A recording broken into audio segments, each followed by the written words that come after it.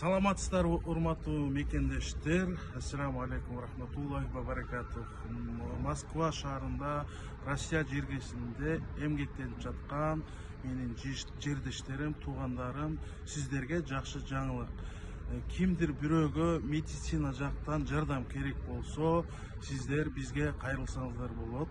Официалдуу түрдө любой больницага госпитализация кылабыз. Диагноз кандай болот? Любой диагноз боюнча кайрылсаңыздар болот.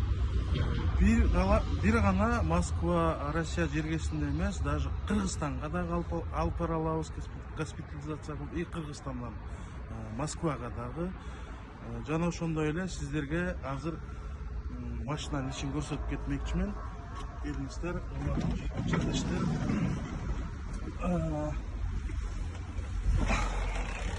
Баягы бир туугандар, урматтуу жердештер, урматтуу кыргыз элим, эч ким оорубай эле койсун, бирок Москвадагы мекендештер көп эле документи жок, больницага кабыл албай ушундай кыйналып жүргөн мекендештерибиз бар, аз эмес.